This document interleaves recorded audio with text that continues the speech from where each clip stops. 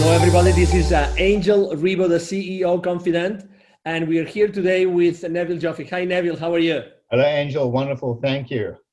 So Neville Joffe, as you probably already know, he's an author, he's an executive educator, and he's been teaching financial literacy and business mastery for more than 25 years to more than 20,000 people worldwide for these very, very large corporations. And we are here today because I would like to actually share a few ideas regarding financial literacy and diversity and inclusion. The first question would be for you, Neville. You've been teaching, basically, you've been helping companies, business operators and executives how to be aware of the financial implications of their business decisions. Why is that important, Neville? Angel, shareholders and investors in corporations have a certain vision about what they want to see in return for their investment. And it may surprise a lot of people to know that investors in large corporations in particular don't really care that much about what the company does. I mean, you think about people who buy shares in a wine company or a beer company may not even drink wine or beer. So it's not really about the product, it's about the return they get on the investment.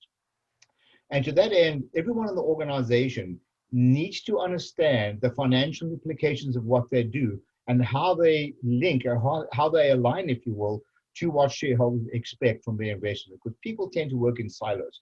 They need to see the bigger picture and understand how to join all the dots between what they do and what the shareholders see in their financial statements.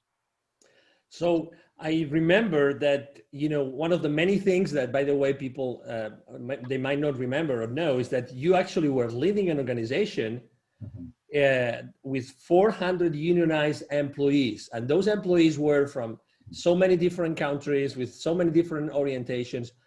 What did that role, that diversity on your company, what role did it play in your company? Wow, Angel, in those days, we didn't even know the word. I'm going back more than 25 years. In fact, close on 30 years when I started this. We'd never heard of the word diversity. We'd never heard of the word inclusion. It's just something that some people did or some people didn't do. There was no legal requirements, anything in those days. There was not even an awareness of it. And this company that I bought into was going through some financial challenges. And in those days, we were dealing with double-digit inflation. We were dealing with NAFTA, huge price pressure and demand from the market. Pricing from the market was demanding that prices come down while costs were going up. It was really, really tough to stay open in those days. So what I did was I opened up. I went to a financially transparent environment. Now, keep in mind that we had every nationality imaginable. We had a rainbow, if you will, of employees in this organization, every skill set imaginable. So what I did was I went to a financially transparent organization, and I did a deal with our union. We were a union shop, whereby I said to the union, look, I have a belief that nobody washes a rented car. There's no sense of ownership. And it's important that people feel a sense of ownership. So I'm a strong advocate of education and engagement. I educated these people to understand the financial implications of what they did, use very simple methodologies like tearing up $20 bills when people messed up, and people used to freak out. I said, why are you freaking out? You do this every day. I got their attention. But I started using some very unorthodox methods of teaching business literacy, gave them, people work better when there's something in it for them, right? And I started involving them in decision making because all their skin in the game. But the whole notion of inclusion, in my view, shouldn't be inclusion for the sake of inclusion. This should be the sake of inclusion with a bigger purpose. My interpretation of inclusion is getting people to help you make financially smart decisions. To me, that is what inclusion is about. It's about job security. They need to be included because it provides job security for them. It helps them make more money to improve their own economic lives. So everybody, in my view, when you talk about diversity and inclusion, it means inclusion with decision making. It means inclusion in helping people grow from within. And when I talk about diversity, I'm talking about diversity using people's skill set. We had what I call an inventory of skills. We had a database. In those days, we used to use Lotus 123. And I had developed a database of what people's skills were. We had people coming out of Europe who were nurses working as operators. We had people who were engineers working as store operators. And we tapped into these resources. It was magnificent.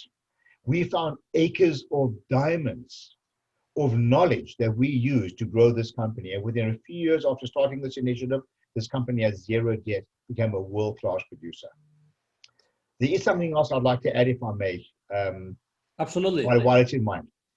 The companies I've worked with over the last 25 years, a lot of multinational companies, I can tell you that those companies that I've worked with, that practice diversity and inclusion to the level that I'm talking about, not just because it's a legal thing or it's something which they have to do, it's something that they want to do, are significantly more profitable with lower staff turnover than those companies that don't practice this. It's blatantly obvious with those companies that I've worked with. I was going through actually the list. Neville was kind enough to share with me the list of his former clients.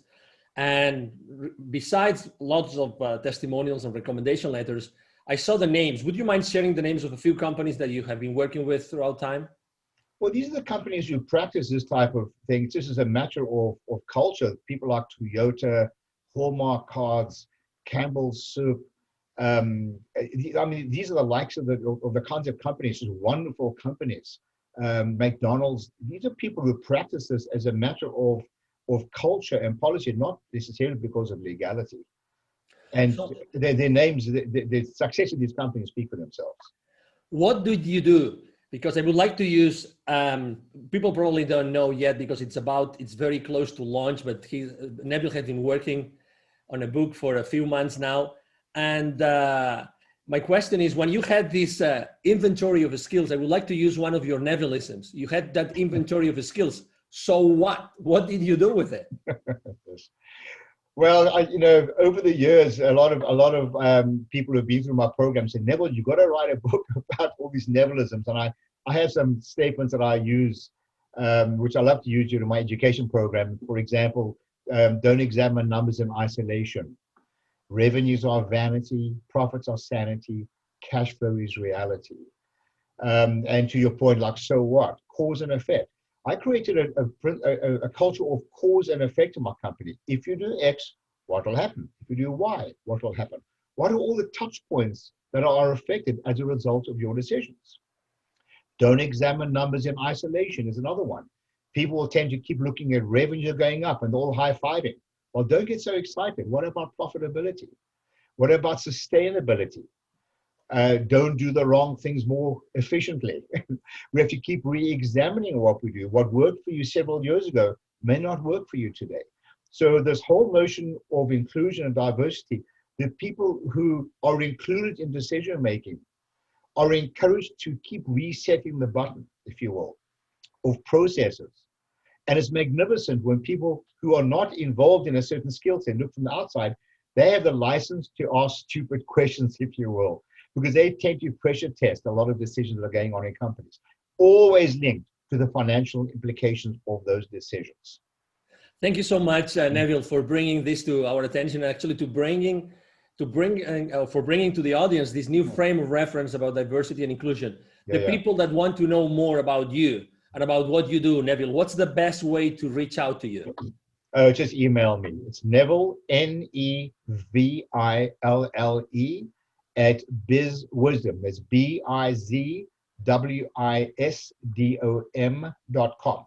I love a good debate, in case you didn't notice, and I'll be delighted to speak to you and chat to you about some of these concepts. Thank you very much, Neville. It's been a pleasure to have you here. And for our audience, thank you very much. Again, this is Angel Ribo, the CEO of Confident. Thank you for being here today, and hope to see you soon in another of our interviews. Thank you very much. Have a wonderful day. Bye-bye. Thanks. Bye-bye.